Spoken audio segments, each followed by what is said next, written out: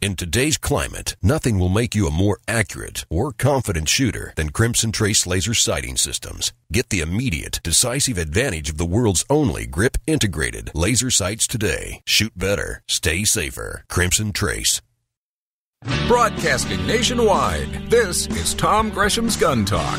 Your views, advice, and questions are the driving force of Gun Talk. Call Tom now at 866-TALK-GUN. That's 1-TOM-TALK-GUN. Or reach out to us via email at tom@guntalk.com. Let us know what you think about the gun-related issues of the day.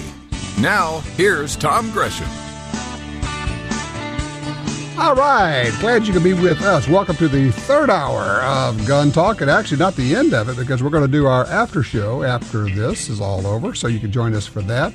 Or if you miss it, you can check it out. We're on Twitter. No, obviously on Twitter. But you can download the show, let's see, on Stitcher. That's what I was trying to think of. iTunes, and you can go to the Gun Talk website, guntalk.com/listen.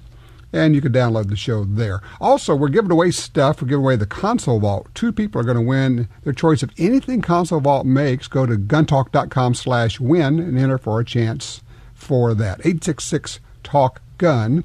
Is our number here. Well, first of all, we're going to take line 4. Caleb is calling in from Minnesota. Hey, Caleb, welcome to Gun Talk. Am I on? Yes, you are, Caleb. You're on live. How you doing? Okay. Pretty good, sir. I have a question. I have a pellet gun I bought recently. It has the feet per second is 1,250 feet per second. And I'm wondering what's the biggest thing I can shoot with it accurately that I can rely on killing it. Okay. How old are you, Caleb? I am 13 this Tuesday. Oh, okay. Well, happy birthday. I gather from my note here I have that you're interested in shooting a gopher. Are we talking about a groundhog or a gopher? Well, I'm trying to, we have a lot of gophers out here, and so I was interested in what, basically. Sure. Well, this would absolutely kill a gopher if you want to do some pest control. It's all a matter of range because you're shooting a 177 caliber pellet, which has very little weight. So you're going to be limited in the range. It's not going to hold its velocity real well. Once you get past about 15, 20 yards, you may have trouble with it, but you can just figure it out. You can shoot it and see how it's hitting and what it, how accurate it is out there. But gophers are small. I mean, what are we talking about? 5-6 inches long, something like that for a gopher? Yeah, about that. Yeah, I mean it's you definitely can do some pest control with your pellet rifle on gophers. Shouldn't be a problem. Do you have iron sights or do you have a scope on that? I have a scope. Okay, that'll help. And I would say just go out and, obviously be safe. Even though it's a pellet gun, it is still a gun. And, just be safe about the handling and backstop and what's behind you and all the rest of it. So I wish you luck with it, Caleb. Thank you for calling. I appreciate that. We have talked a lot here about people buying self-defense guns, especially the move to smaller guns. In fact, earlier on the show, I was talking about something we did this week with Rob Latham from Springfield, where we're shooting the little XDS pistols all the way out at 110 yards and hitting steel fairly reliably, which is quite amazing. So we wanted to talk a little bit more about that. So joining us right now is Brad Buelow from Top Gun Supply, great sponsor, but also fabulous. Brad, I got to stay off your website. Every time I go there, I find something I want, man. You're not alone in that, Tom. We get that a lot talking to our customers going on there, and they seem to yell at us for going on there and shopping a little bit too much. But we'll see what we can do to help you out next time there, Tom. I just clicked on the used handguns and found a Sig P226 Swiss Police used. I'm thinking, I need that like a hole in the head, but I sure do want it. Man, that looks cool. Yeah, there's some sharp guns in that used section we get every once in a while. And for those Sig Pro fans out there, this older model, the 2009, is definitely a great option for anybody looking to add to their collection. Yeah, no kidding. I mean, you get. I guess some of these coming off of police departments, that kind of thing. Yeah, locally, and sometimes we do import them. Like these last batches were from the Switzerland, Swiss police. Right. Created excellent condition. Just some great firearms. Amazing. So you guys handle a lot of different kinds, brands of firearms. You got, obviously Sig, Smiths, and others. What are you seeing in terms of the move to the smaller guns? Yeah, Tom, it's been interesting. About over the last 12 months, it's been a lot of pushing for these smaller, deep concealment, we call them, firearms.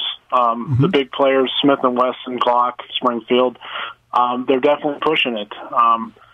In our storefront, we get a lot of face-to-face time with customers who are telling us they're getting their CCWs or their permits, new-time shooters, new-time firearm owners, and they want something small. And there's just a lot of options out there, and some great firearms at that. But all the big players are pushing these smaller guns these days.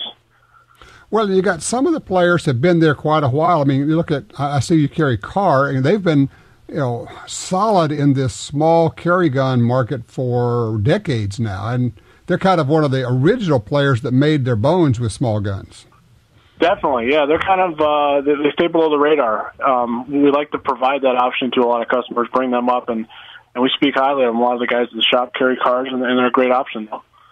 I don't know if you heard, we were goofing around with video this week with Rob Latham. We had the Springfield XDS, the 3.3 and the 4.0, and we backed all the way out to about 110 yards, and we're still hitting steel human-sized targets roughly, I would call it 50% of the time, and that's probably only because the sights just are not made for shooting that far. But it's amazing what these little guns will do.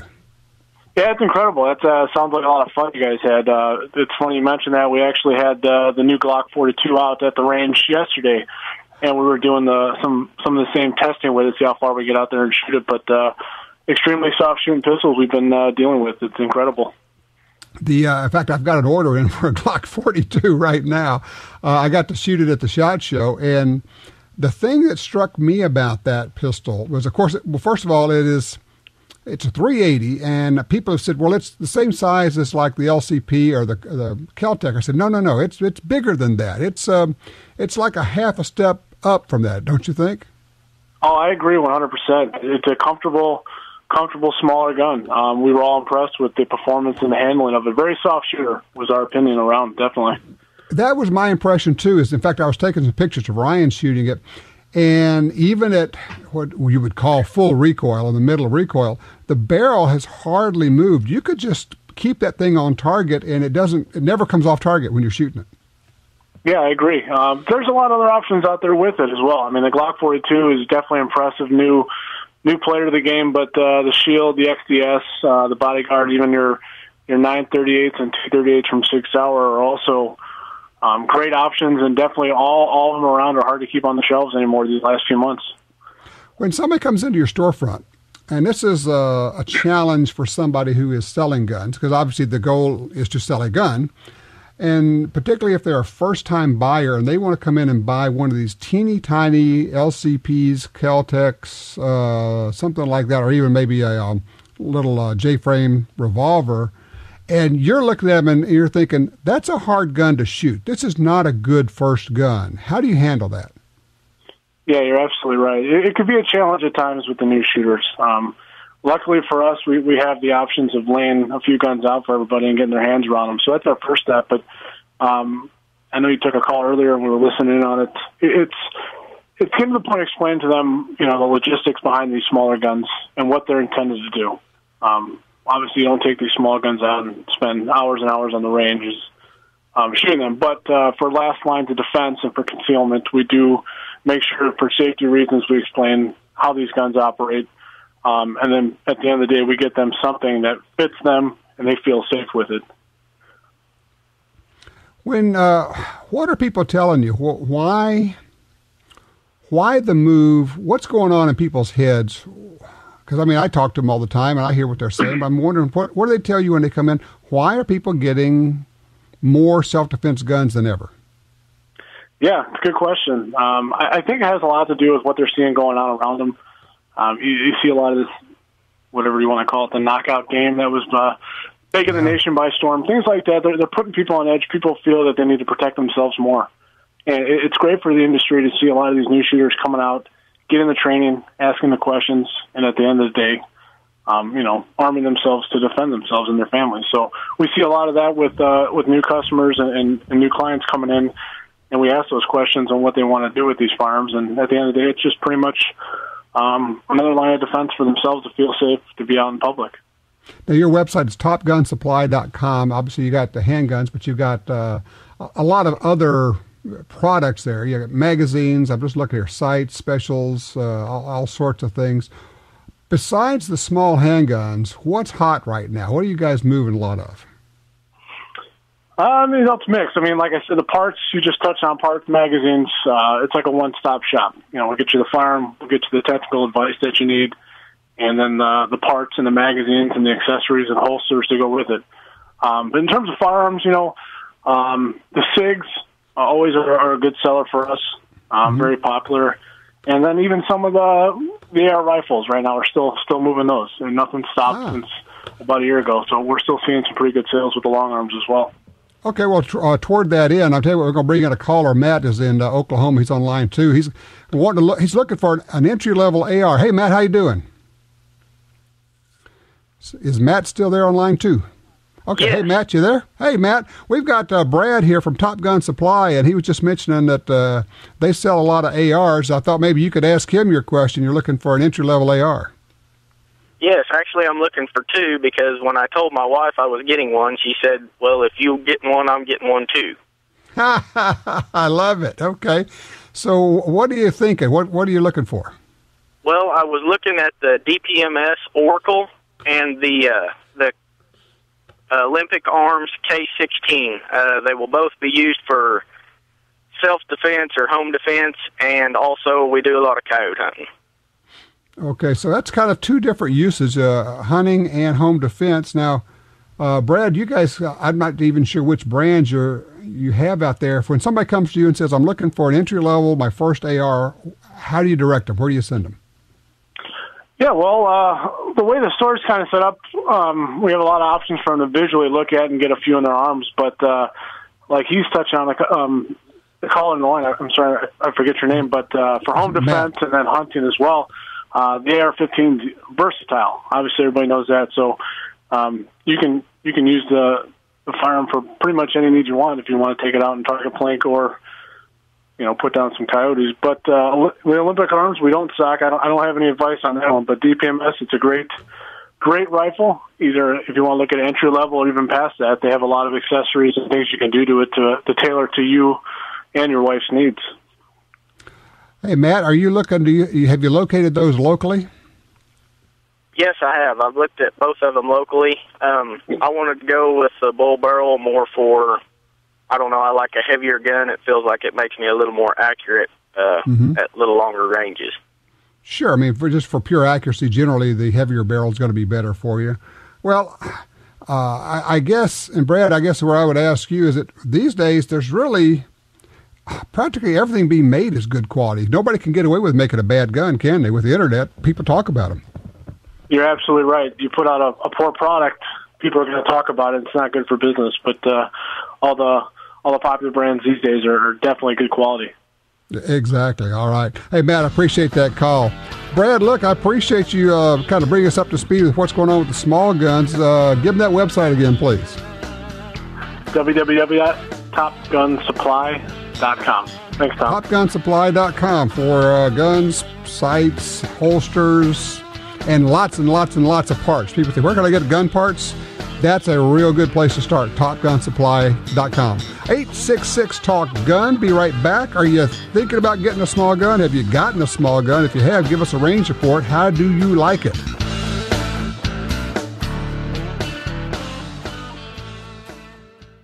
You're headed somewhere your gun can't go. Leave it in the truck? Unsecured? Nope. Get a vehicle vault. Fits most trucks and SUVs. Installs in 10 minutes. Plate steel. Fast access. Visit CONSOLE-vault.com. If you're looking for a safe and trusted way to sell your firearms, look no further than Dury's Gun Shop. I trusted them to sell my dad's collection. They built their business for over 50 years on honesty and customer service. Dury's Guns will buy any size collection or estate, none too big or too small. Selling your firearms to Dury's Guns is easy. Go with the pros. I trust Dury's Guns. Dury'sGuns.com. The Ruger American Rimfire Rifle combines features of the Ruger American Rifle and innovations of the 1022 Rimfire Rifle to appeal to all bolt-action enthusiasts. It features a modular stock system that provides comb height options for scope or iron sight use, a power bedding integral bedding block system for outstanding accuracy, a Ruger Marksman adjustable trigger, and a 1022 style rotary magazine for reliable feeding. The Ruger American Rimfire Rifle, another rugged, reliable firearm from Ruger. The .45 Auto, also known as the 1911, is the standard other defensive pistols are measured against. No matter what pistol you carry, techniques developed around the 1911 are vital. You know you need training, and you know your concealed carry class definitely was not training. Now Gun Talk presents an exciting DVD, Fighting with the 1911 with Tiger McKee. Tiger's unique training style will have you drawing, moving, shooting, and running your gun better, no matter what style pistol you prefer. At ShopGunTalk.com, you can order our DVDs of Tiger's instruction. ShopGunTalk.com also has a 2-DVD set, including Concealed Carry 1. Get both for the information you know you need. This really is life and death. ShopGunTalk.com has DVDs, books, and other essential gear. ShopGunTalk.com. That's ShopGunTalk.com. When your front door gets kicked in, the gun in the bedroom may be too far away. A wall safe from Console Vault keeps your gun secure and out of sight, but ready. Visit CONSOLEvault.com.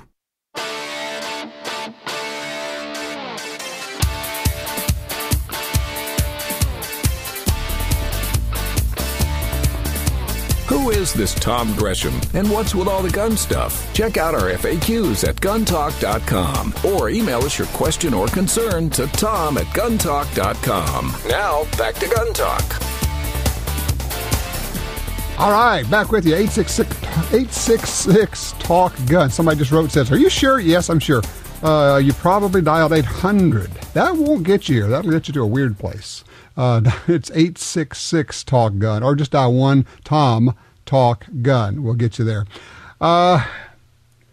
Getting some comments about the fellow who had 2 Smith & Wesson M&Ps, and he said both of them shoot 10 inches low at 20 yards. And sometimes I try to never say this, but I got to tell you, I think it's a shooter problem and not a gun problem. And I said, look, he said, shot off of sandbags, he did this, did that. Yeah, I get it, I understand. But still, in fact, I'll tell you what, line one, he dropped, I'm sorry. Let's go to line 3. Jim is with us out of Corpus Christi, Texas. Hey, Jim, you're on Gun Talk. How are you? I'm good. I have maybe a difficult proposition for you if you can. Can you name your top 4 1911 manufacturers? Nope. Not only I can't, but I won't. Here's the problem. I'm going to name 4, and then there are going to be 6 others that are just as good that I'll leave out. First of all, you got to say, okay, why? What are you looking for? Which models? I mean, it's like, okay, have you ever heard of STI? Most people have not. A lot of people have not. But they make fabulous 1911s. Les Baer, Wilson Combat, fabulous guns. Nighthawk Custom, fabulous guns. If you want a good 1911 at a good price, and you can take it from beginning to end as far as you want to go, you can get a Colt, you can get a Smith & Wesson, and by the way, Smith & Wesson's making great 1911s these days. Ruger is making great 1911s. Sig has fabulous 1911s.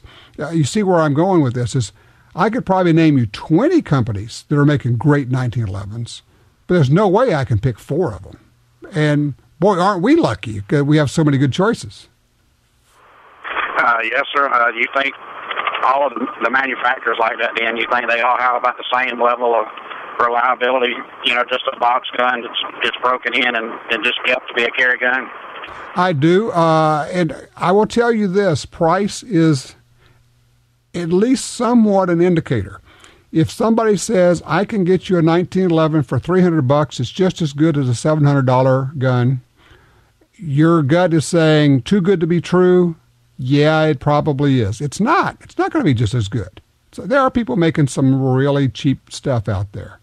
You do get what you pay for, and the other thing is, I always love it. Ask people, how long is it you expect this gun to last? And they go, oh, yeah. I expect it to last 100 years. And so when you start trying to squeeze that dollar down and get the cheapest thing available, now you got a problem. So, no, I think they are all very good. And I don't care if it's Colt, Kimber, Smith, Sig, pick one of them. They're all making good stuff these days. So I wouldn't be concerned about any of those. We had a chance, by the way, thank you for the call. We had a chance to shoot the Springfield Armory Range Officer. That's their entry-level competition gun in 9mm. Oh, my heavens. A 9mm 1911 may be one of the sweetest shooting guns you will ever put in your hands. Just fabulous. Let's go to line 4. Susan's with us out of St. Augustine, Florida. Hi, Susan. You're on Gun Talk. Hi, Tom. How are you? I'm good. What you looking for here?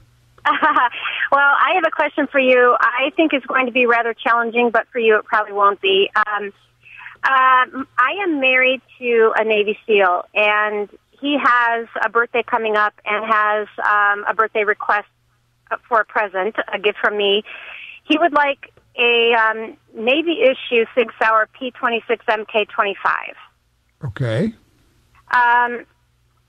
He has extensive experience, of course, because of his training and his background. He knows how to shoot a gun. I've never shot a gun ever in my life, nor have I ever pretty much even held one or had one in my home. So, but he has a new interest in wanting to teach me to shoot. So my question for you, I have a couple questions, but first of all, the gun that he wants, Susan, Susan, let me do this. I have run you up against a hard break, and I want to give this as much time as necessary. I'm going to ask you to stay with us through the break because this sounds like a great question, actually a couple of questions. We're going to be able to help you out here, Susan. That MK26 Mark 25 is a great pistol, and you can buy one of those. But the question is it right for Susan? We'll find out.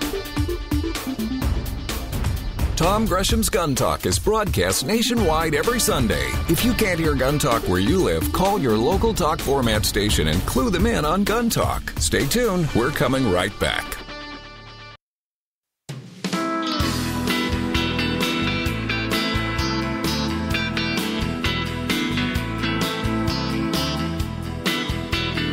Now broadcasting nationwide on radio, via satellite, and through downloads, iTunes, the Gun Talk app, and other podcast clients. You're listening to Gun Talk with Tom Gresham. All right, back with you here. 866 Talk Gun. We're talking with Susan out of St. Augustine, and she said her husband's a Navy SEAL, and he wants this Sig P226 Mark 25. That's the one that Sig is, and Susan, you probably know this, Sig is actually not allowed to say it, but that is the gun that's used by the Navy SEALs. So that's, I'm sure, why your husband wants one of those, right? Correct. Okay, Sig can't say that. They could say it's used by special units, blah, blah, blah. Well, yeah, okay, it's got an anchor on it. Give me a break. It's a SEALs gun. But now, is he trying to get you to get the same gun for you to learn to shoot? Well, the question seems to be a dilemma between what he wants versus what is really correct for personal protection for our home. And he does want this gun, and his birthday's coming up, and I really wanted to get the gun for him. And that's part one of my question, which is, can I get this? Where do I get it? How much does it cost? Those kinds of things. Because we've never had a gun in our home before. And then part two of my question is, would this be the right kind of gun that I can learn to shoot? That would be that's right for personal protection. I mean, I feel like we're talking about two different guns here. Maybe he should get one and I should get one. Well, I was going to say, I think you are on the right track exactly. That's what I was going to suggest. Look, the P226 is a great pistol, and he knows how to run it. He's been running on for quite some time, and you could learn to shoot it. It tends to be a little bit of a larger gun. It's kind of a fat gun. I don't know how big your hands are.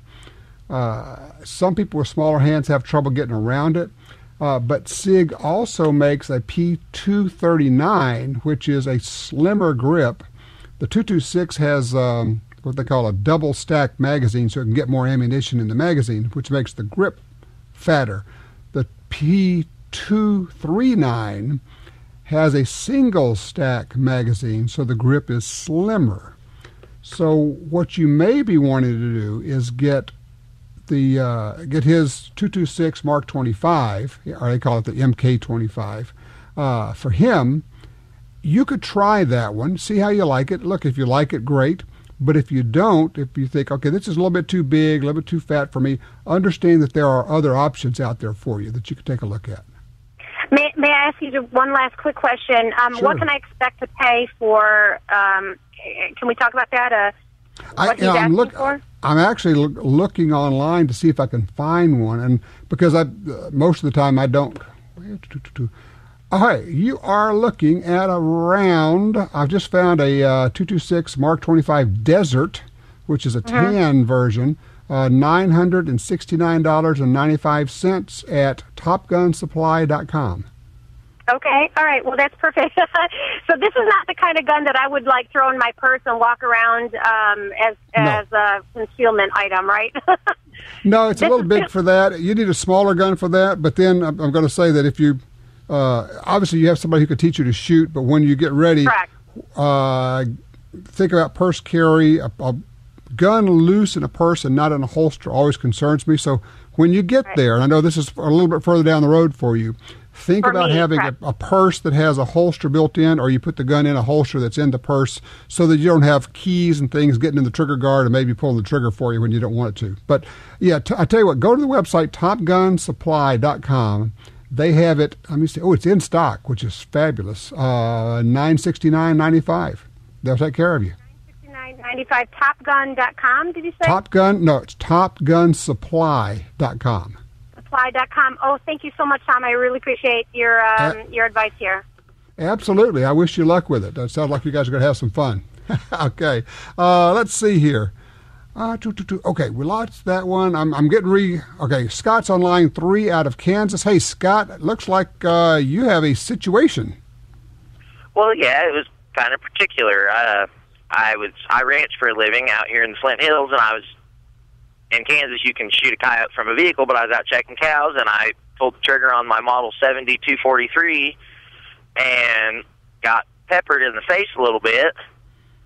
And when I racked the bolt, the casing was stuck in the extractor, and I could work it out with my fingers, but when I did it, the primer fell out. So, and these aren't hand loads. I don't know if I could say the name brand. I mean, I have no problem with the name brand. I shoot them in lots of guns. They're Federal. I mean, it's a store-bought, 120 grain. Let me ask you, by any chance, was this the first round you shot out of a new box of ammo? No. So you shot was like ammo from that number 4 box. in the sleeve, actually. Okay. So I don't think you got a hot load. Is there a chance that the barrel was partially obstructed, not to blow up the barrel, but just increase the pressure? I mean, I do carry, like I said, I ranch, and I do carry it in my pickup, but I'm pretty particular about keeping it where it won't. I mean, I never have the barrel sticking in the floor mats where my muddy boots are or anything. Right. And I guess I have no way of knowing that, but I mean, obviously I didn't shoot it again until I took it home and I pulled the bolt and inspected the bore, and everything looks ship-shape. I can't find any damage anywhere. Here's what I would do. I think your rifle is okay. I would take it to a gunsmith, a real gunsmith, who has headspace gauges, and just have him check the headspace on that rifle to make sure that everything is okay. I would contact Federal and say, guys, this is what happened. There may not be an issue here. I don't know. They're going to want that box of ammo back so they can test it. Okay, well, this is going to be what's going to scare you to death. But I cleaned the gun, and I viced it, and I used fishing line, but I remotely fired it from the vise with another round out of the same sleeve, and I've shot it 3 times since with absolutely no problem. But what I was worried is if it could have damaged that bolt, or I don't think so. I mean, it's amazing how strong everything is. Now, how do the cases look after you shot the ones you shot with pulling the string? The cases look okay when they come out?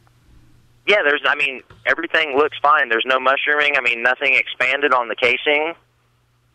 You know what? I think you're good to go. I wouldn't worry about it. I think you're going to be just fine. So I would say, as they say, go and sin no more. Be careful. I think you had a partial barrel obstruction. I think ultimately that's what happened. Not enough to blow up the gun, but enough to get a little bit exciting there. So you probably did what the rest of us were doing. We'll put a string on it, and we'll go pull the trigger with that and see what happens. Why not? By the way, Flint Hills, love that area. I was just shooting some pheasants over there a few months ago. 866-TALK-GUN, 866-TALK-GUN.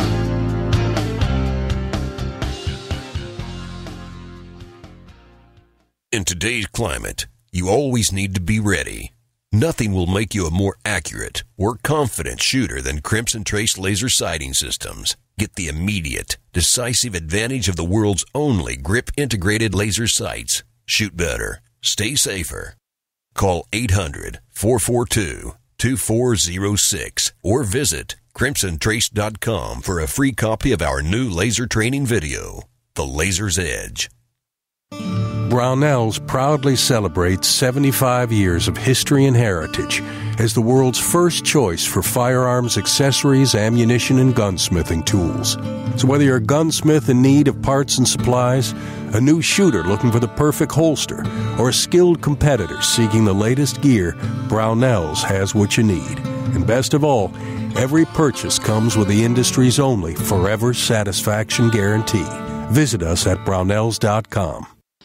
The XDM 3.8 Compact from Springfield Armory is 2 guns in 1. Use as your concealed carry gun with a compact magazine and use the extended magazine for home defense. Carry 13 rounds of 9mm in the compact magazine and a whopping 19 rounds in the extended magazine. To see the entire family of Springfield Armory XDM pistols, go to SpringfieldArmory.com. That's SpringfieldArmory.com. It's great to make something with your own hands. When you reload, the whole family can get involved, including breaking more targets and bagging more birds. Mech reloaders have been the center of family activities for generations. Plus, you can save money and stock up, even when there's nothing in the stores. 10, 12, 16, 20, 28, and 410. Any gauge. Get started reloading. Visit mechreloaders.com. That's MECreloaders.com.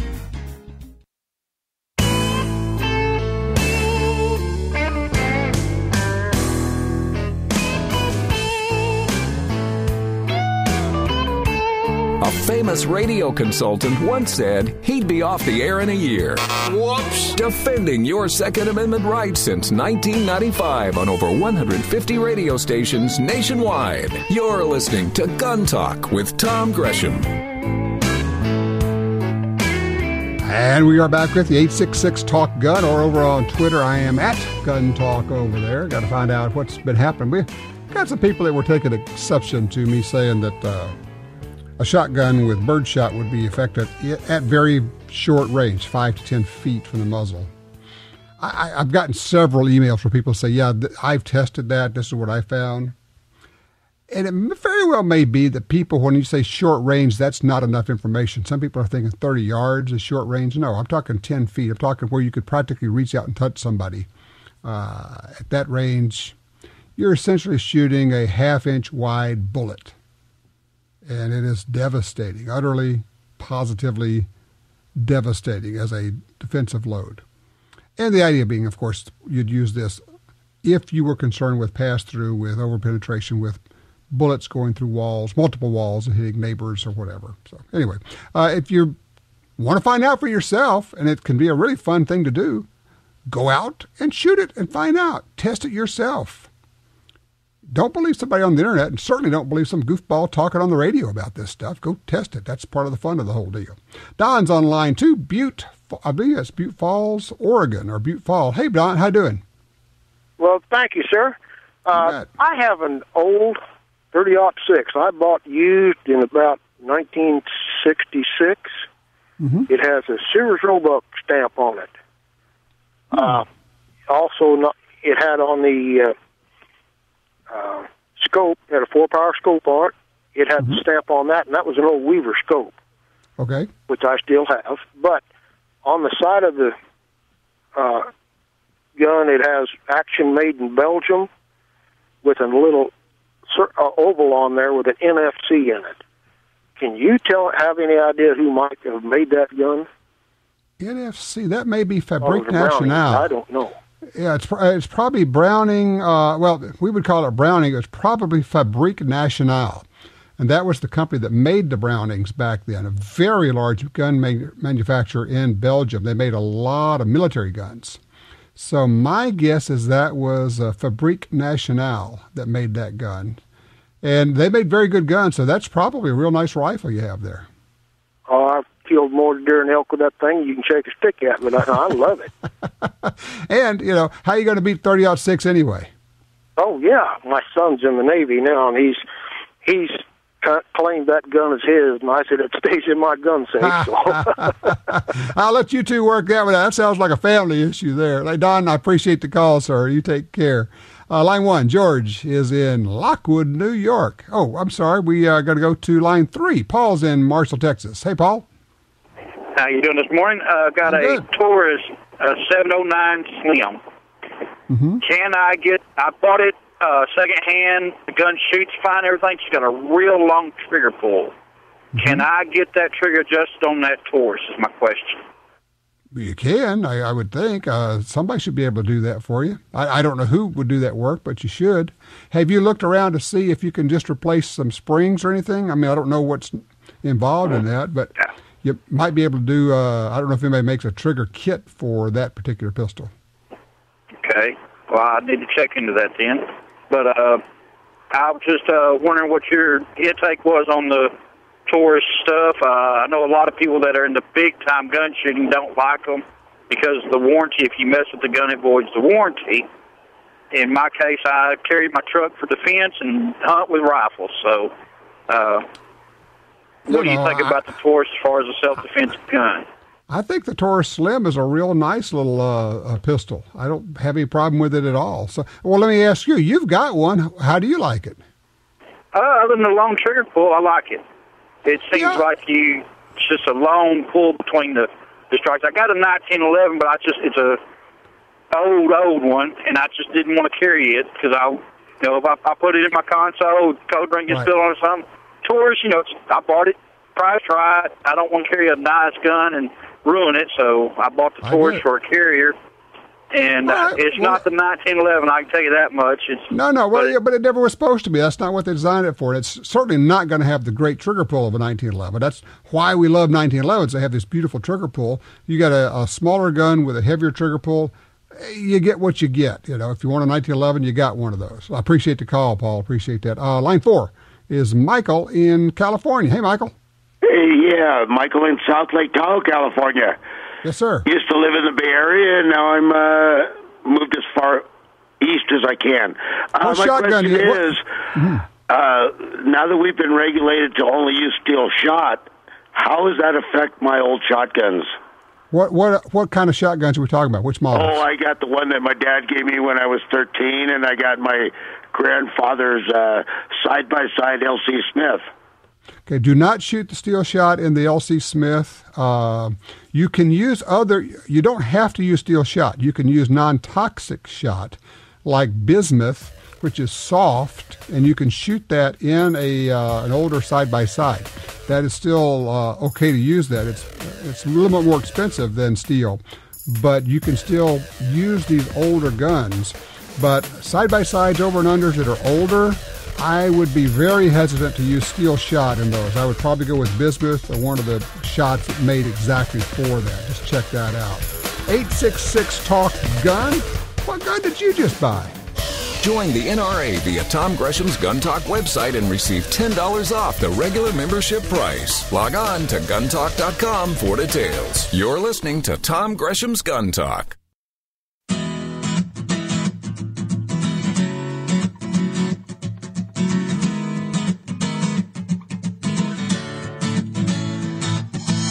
Just because we're wrapping up on the air doesn't mean we're done talking about guns. Stick around for the after show. It's our podcast-only version designed to include all the stuff we simply couldn't fit into a regular show. Call in now at 1-TOM-TALK-GUN. Now, back to Tom. All right, yeah, it is a few minutes here. We're going to do the after show. By the way, if you want to hear it live, there's only one way. You have to call in right now. And when you're on hold, you actually can hear the after show. How cool is that? Number is 866-825-5486, or just dial 1-TOM-TALK-GUN. We'll get you lined up for that. We were just talking during the break here. Michelle was pointing out, I was talking about these, the caller said he had old shotguns. Can he shoot steel shot in it? And she said, well, you could put steel choke tubes in it. Yes, you can.